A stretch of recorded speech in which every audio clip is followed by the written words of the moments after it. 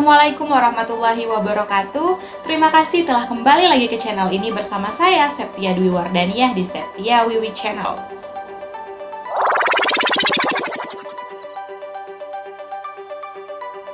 Seperti biasa, sebelum kita memulai pembelajaran kita akan berdoa terlebih dahulu, memohon agar proses pembelajaran kita dapat berjalan dengan lancar dan kita diberikan kemudahan untuk memahami materi pembelajaran kita.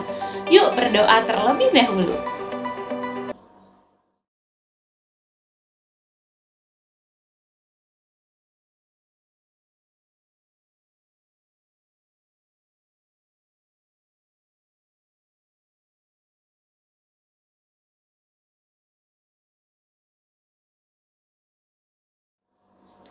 Video pembelajaran kali ini akan kita awali dengan sebuah kisah menarik di mana Rasulullah SAW mengatakan bahwa seseorang tersebut akan menjadi penghuni surga.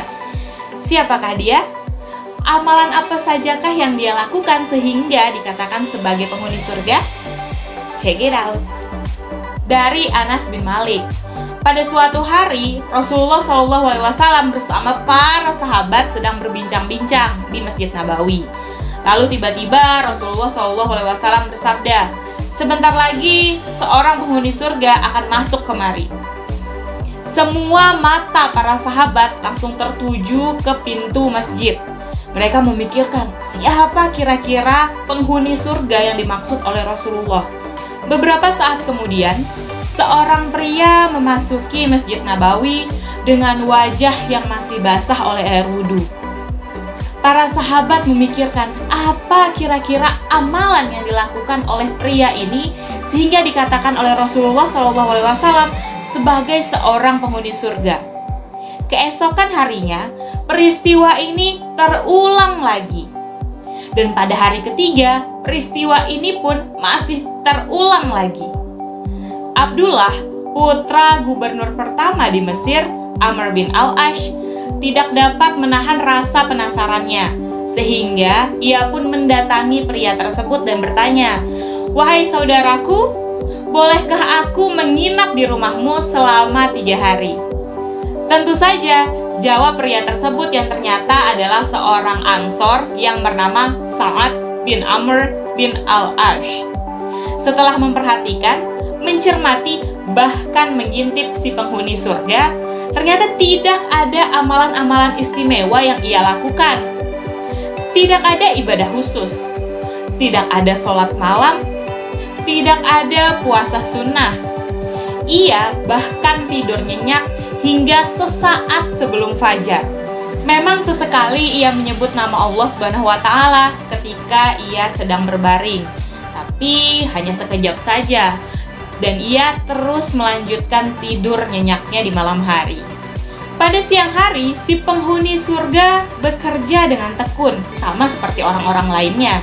Ia pergi ke pasar, layaknya warga lainnya yang pergi ke pasar. Abdullah bin Amr pun bergumam, pasti ada sesuatu yang ia sembunyikan, atau ada sesuatu yang tak sempat kulihat. Aku harus berterus terang kepadanya. Ya, berterus terang dengan tujuannya menginap tadi, bahwa ia ingin mengetahui amalan-amalan apa saja yang dilakukan penghuni surga sehingga dikatakan Rasulullah SAW bahwa ia adalah penghuni surga. Ketika Abdullah bin Amr berterus terang kepada si penghuni surga terkait tujuannya menginap selama 3 hari, maka si penghuni surga pun menjawab, "Apa yang kau lihat, itulah saya." Mendengar jawaban dari si penghuni surga, Abdullah bin Amr merasakan kecewa. Maka ia berbalik dan berniat untuk kembali pulang. Tapi tiba-tiba, tangannya dipegang oleh si penghuni surga. Lalu si penghuni surga pun berkata, "Apa yang engkau lihat, itulah yang saya lakukan." Ditambah sedikit lagi, saya tidak pernah merasakan iri terhadap seseorang yang dianugerahi nikmat oleh Allah SWT. Tak pernah pula saya berdusta dalam melakukan segala kegiatan saya. Kisah ini merupakan hadis riwayat Ahmad. Nah, itulah tadi kisah yang dapat memperkaya khazanah kita. Kira-kira hikmah apa nih yang bisa kamu petik dari kisah tersebut?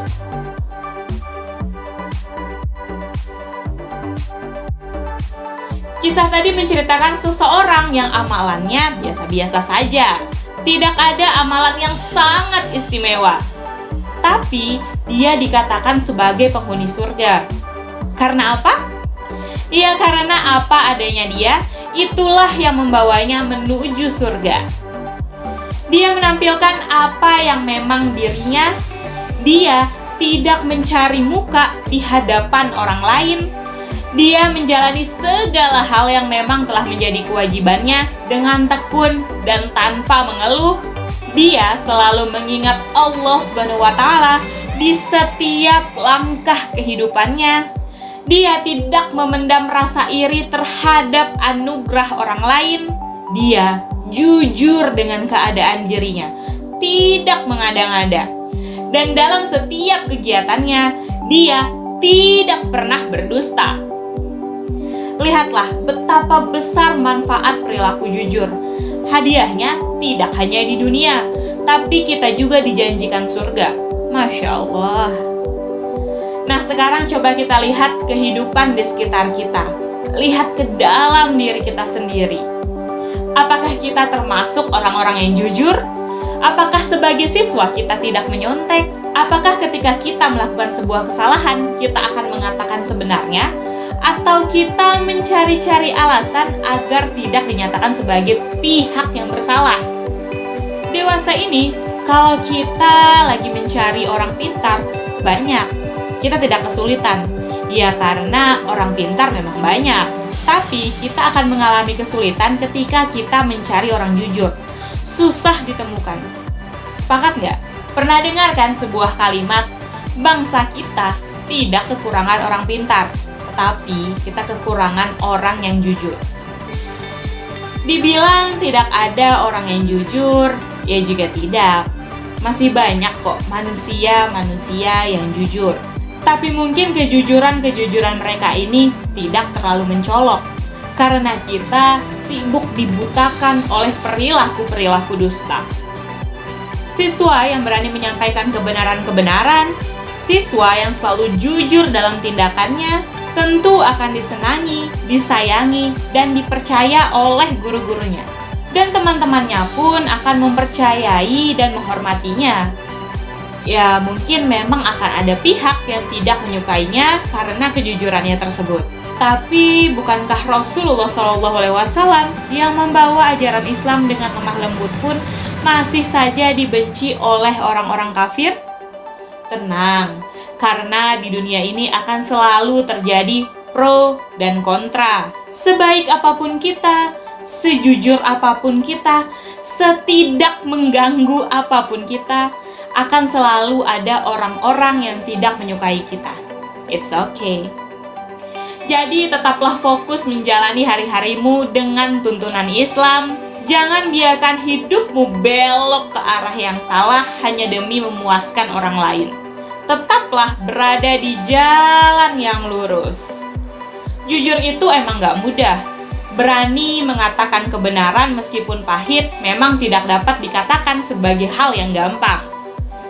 Panjat pinang yang berhadiah kipas dan sepeda saja sulit. Apalagi jujur yang hadiahnya adalah surga. Pada mau kan masuk surga? Siapa yang tidak mau? Oke, karena kita sama-sama mau jadi penghuni surga, kita siapkan juga nih bekalnya. Nah, kali ini kita akan membahas tentang syaja'ah dan jujur. Tapi sebelum kita bahas materi pembelajarannya, kita bahas dulu nih kompetensi dasar yang harus kita penuhi dalam pembelajaran kali ini.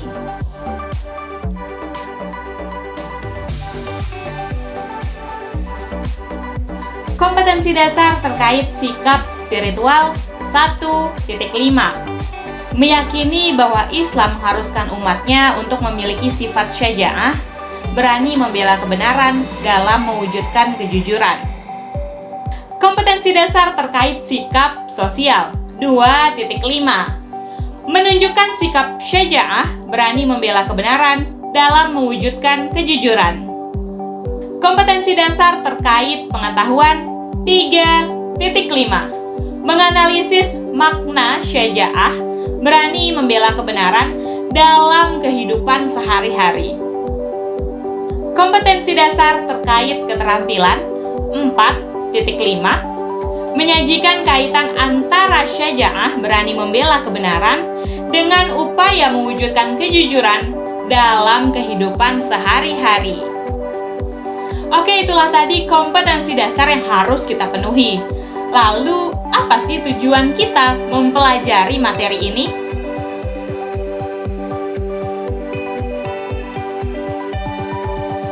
Tujuan pembelajaran kita pada materi kali ini adalah peserta didik diharapkan mampu untuk terbiasa menunjukkan sifat syaja'ah, berani membela kebenaran, dan mampu untuk menganalisis makna syaja'ah, berani membela kebenaran, serta menyajikan kaitannya dengan upaya mewujudkan kejujuran dalam kehidupan sehari-hari. Berdoa, udah. Kompetensi dasar, udah. Tujuan pembelajaran juga udah. Sekarang kita udah siap nih untuk ngebahas materi pembelajaran kita. Eits, tapi jangan lupa, siapkan buku catatan dan alat tulismu, dan selalu catat hal-hal penting yang terdapat di dalam materi pembelajaran kita.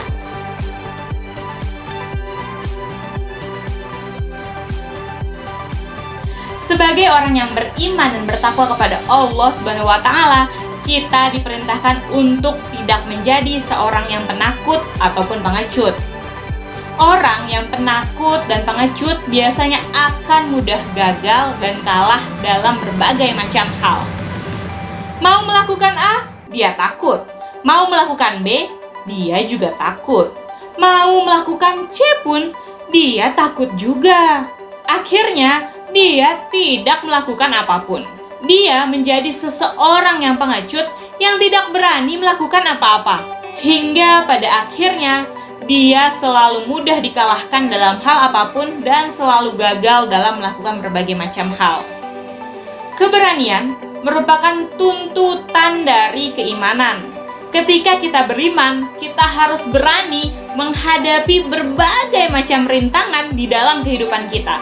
Kita harus berani demi mempertahankan syariat Islam. Tantangan utama yang harus kita hadapi adalah memperjuangkan kebenaran, meskipun kita harus menghadapi berbagai macam rintangan. Rasulullah SAW menjelaskan di dalam sabdanya, "Qulil haqqu walau kana murra." Katakanlah yang benar walaupun itu pahit. Hadis riwayat Ahmad. Islam tidak mengajarkan hambanya untuk menjadi seseorang yang lemah, pengecut, dan penakut. Untuk mempertahankan syariat Islam, kita tidak boleh menjadi seseorang yang lemah dan penakut. Kita harus berani melawan kebatilan. Kita harus berani berbeda atau berlainan sikap dengan banyak orang. Kita harus berani membela kebenaran dan keadilan. Keberanian dalam ajaran Islam disebut dengan syaja'ah. Syaja'ah secara bahasa berarti berani. Menurut istilah, syaja'ah adalah keteguhan hati, kekuatan pendirian untuk membela dan mempertahankan kebenaran secara jantan dan terpuji. Sehingga dapat kita simpulkan bahwa syaja'ah merupakan keberanian yang berlandaskan kebenaran, dilakukan dengan penuh pertimbangan dan perhitungan untuk mengharapkan ridho dari Allah Subhanahu wa Ta'ala. Jalan untuk meraih kemenangan tentu saja melalui keberanian. Seorang muslim tidak boleh gentar dan takut dalam mengemban tugas bila menginginkan kegemilangan. Ketika kita melaksanakan tugas dan kewajiban kita sesuai dengan aturan yang berlaku, tentu tidak ada lagi hal yang perlu untuk kita khawatirkan. Semangat keimanan kita akan membawa kita untuk menjadi umat Islam yang tidak mengenal takut ataupun gentar. Allah Subhanahu wa Ta'ala berfirman di dalam Quran surah Ali Imran surah ketiga ayat 139. Simak baik-baik ya pembacaannya.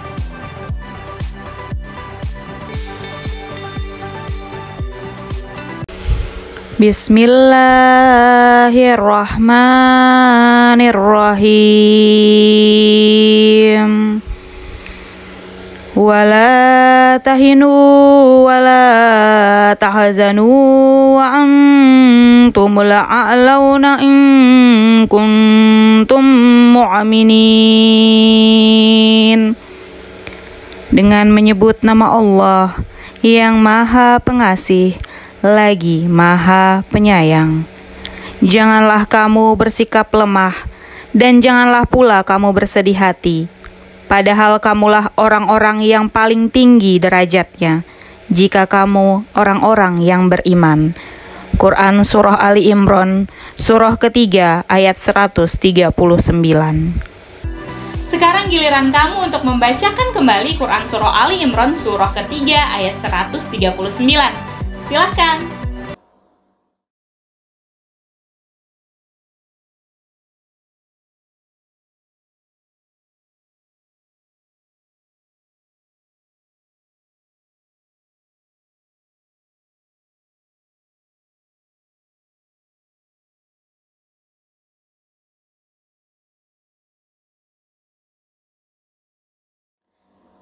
Ketika kita berani menyampaikan dan membela kebenaran, tentu kita akan selalu jujur di dalam kehidupan kita.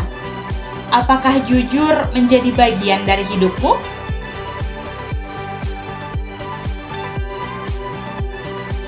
Masih ingat kan kisah di awal tadi, di mana kejujuran membuahkan surga? Hal ini karena jujur akan mengarahkan pelakunya kepada kebajikan atau kebaikan. Dan kebaikan tentu saja akan membawa kita menuju surga Allah Subhanahu wa Ta'ala. Coba sama-sama kita simak sebuah hadis yang diriwayatkan oleh Imam Muslim berikut. An Abdullah bin Mas'ud radhiyallahu anhu qala Rasulullah sallallahu alaihi wasallam, alaikum bis-sidqi fa inna as-sidqa yahdi ilal birri wa inna birra yahdi ilal jannah. Dari Abdullah bin Mas'ud radhiyallahu anhu, ia berkata, telah bersabda Rasulullah, sesungguhnya jujur itu membawa kepada kebaikan dan kebaikan itu membawa ke surga. Hadis riwayat Muslim. Jujur merupakan salah satu sifat mulia. Orang-orang yang jujur memiliki kedudukan yang tinggi, tidak hanya di dunia, bahkan di akhirat kelak. Dengan kejujurannya, seorang hamba akan mencapai derajat orang-orang mulia dan selamat dari segala keburukan.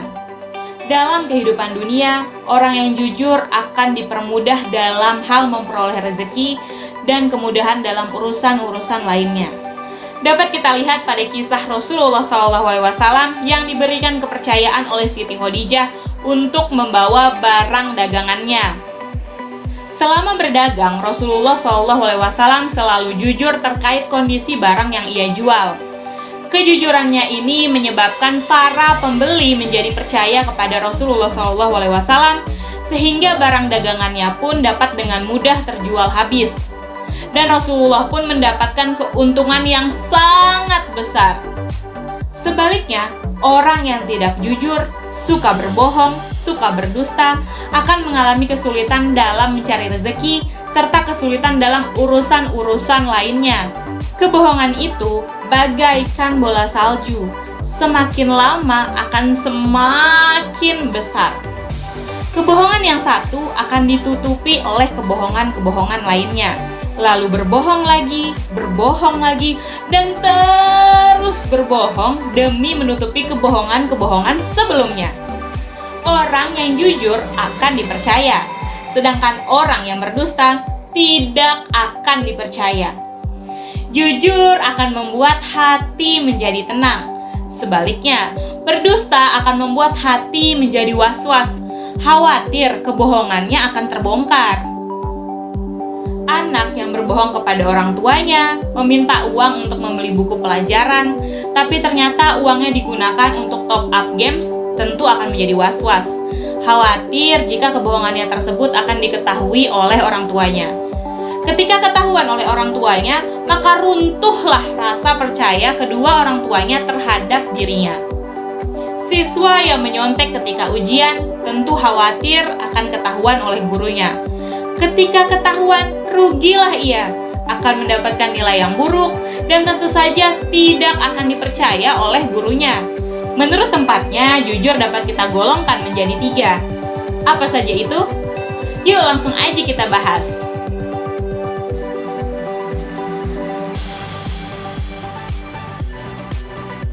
Jujur dalam hati, niat, atau kehendak merupakan motivasi atau alasan bagi setiap tindakan seseorang dalam rangka untuk taat terhadap perintah Allah Subhanahu wa Ta'ala dan demi mengharapkan ridho ilahi. Jujur ini merupakan niat kita di dalam hati ketika kita melakukan sesuatu. Semua itu kita lakukan hanya karena Allah Subhanahu wa Ta'ala. Jujur akan membuat segala ucapan dan tindakan kita didasari dengan niat karena Allah Subhanahu wa Ta'ala. Lillah, tidak karena dorongan pihak lain, bukan karena ingin dipuji, bukan karena cari muka, bukan karena ada seseorang, dan alasan-alasan lainnya. Jujur yang sesungguhnya tentu saja sangat jauh berbeda dengan pura-pura jujur. Orang yang berpura-pura jujur, tentu saja ia tidak ikhlas dalam berbuat. Disinilah jujur dalam niat itu berperan. Perkataan dan perbuatan kita niatkan untuk apa? Jujurkah kita? Atau karena demi menarik perhatian seseorang?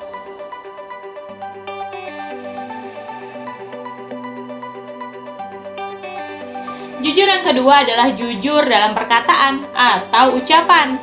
Ketika berkata-kata atau ketika menyampaikan sebuah berita, kita tidak boleh menambahkan atau mengurangi berita tersebut. Kita harus mengatakan apa adanya. Apalagi jangan sampai nih kita mengubah berita tersebut, baik untuk kepentingan pribadi maupun untuk kepentingan kelompok. Kita harus mengatakan apa adanya sesuai dengan kenyataan. Jadi, orang yang jujur itu selalu mengatakan kebenaran.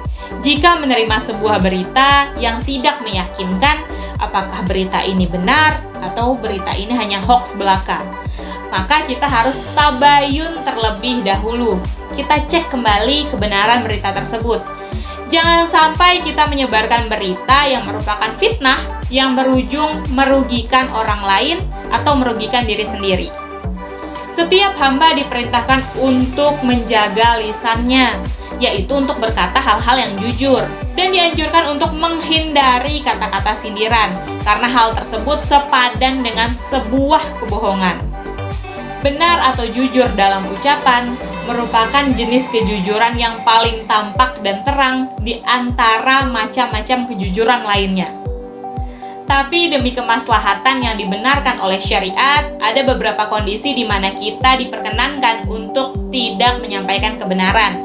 Misalnya, ketika terjadi perang, ketika mendamaikan kedua belah pihak yang sedang bertikai, demi untuk menyelamatkan seseorang yang tidak bersalah yang sedang terancam nyawanya, dan ketika seorang suami memuji istrinya ataupun sebaliknya, seorang istri memuji suaminya. Lebih lengkapnya kamu bisa simak di video pembelajaran ini yang sudah pernah diupload di channel ini. Linknya disertakan di description box di bawah ya.